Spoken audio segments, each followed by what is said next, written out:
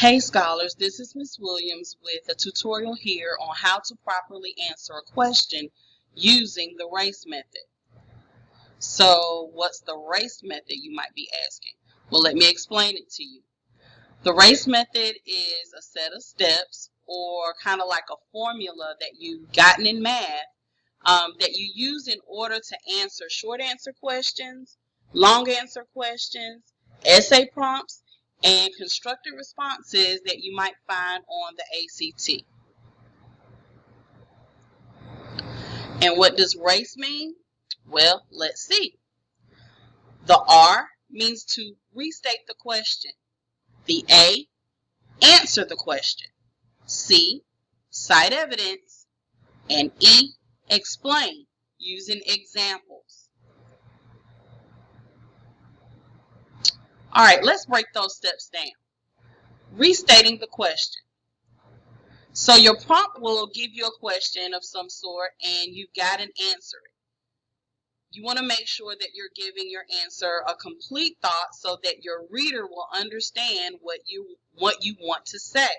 Also, you want to make sure that your teacher is giving you all the points that you should have in order to get that question correct. Using this formula will also help you stay on task and not ramble and focus on the purpose of your writing.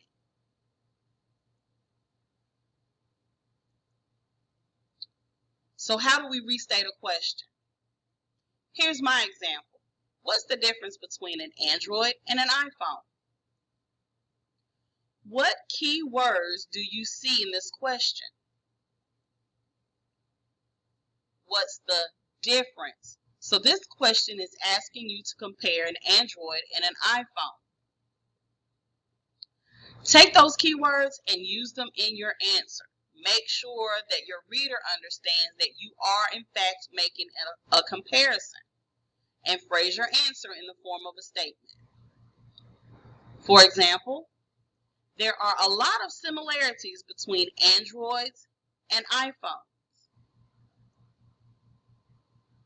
So now my reader knows that I'm about to compare the two. Next, you want to answer the question. Here's a couple of things to include in your answer.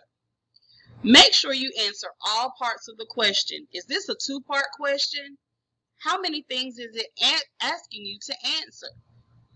Make sure you include all of those things in your answer or points will be deducted.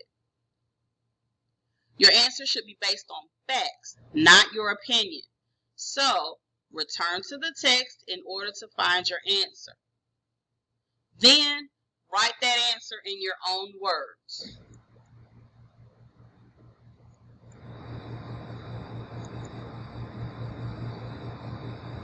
Answering the question. Start by returning to the text to find your answer. I found my answer to the difference between Android and iPhones in an article from lifewire.com. My answer here? One difference between the two phones is their operating system. Now, that article covered a lot of differences between the two phones. I'm only going to focus on one here. And then I want to cite evidence. Remember, I got my answer from lifewire.com, so I'm going to refer back to that article to tell my reader what I found there. Here's the excerpt. In one paragraph, it shows, one of the most important things that sets these smartphones apart is the operating system that they run. The operating system, or OS, is the foundational software that makes the phone work. Windows is an example of an OS that runs on desktop and laptop computers. Notice I highlighted the portion that I used in my answer. How do I cite this evidence?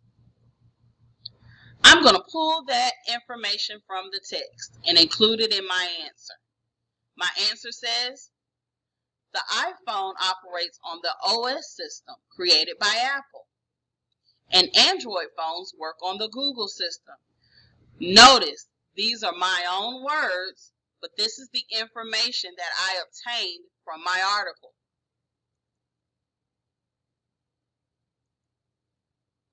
Now you've got to explain your answer and give examples. So you want to explain your answer to your readers. You want to make sure that they get what the message that you're trying to relay. And if applicable, provide some examples. Make a connection to the text so that it makes the information more relevant for your reader. In this case, I use my personal experience with my readers. I have an Android, but my friend has an iPhone. Some of the apps that I use to stay organized don't work on her phone. In this particular case, I am using my own personal experience with my Android and my friend's iPhone.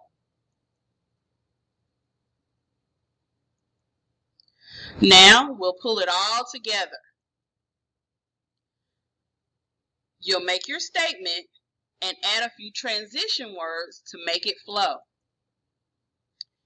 Here's my final answer. There are a lot of similarities between Androids and iPhones.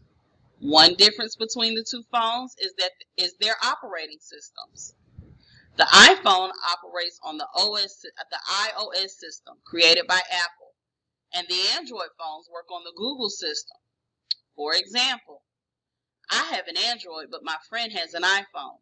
Some of the apps that I use to stay organized don't work on her phone.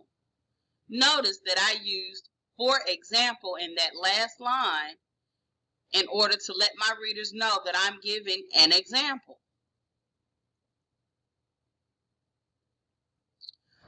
Well, scholars, that's about it for this one. Let's recap. The R, we're going to restate the question.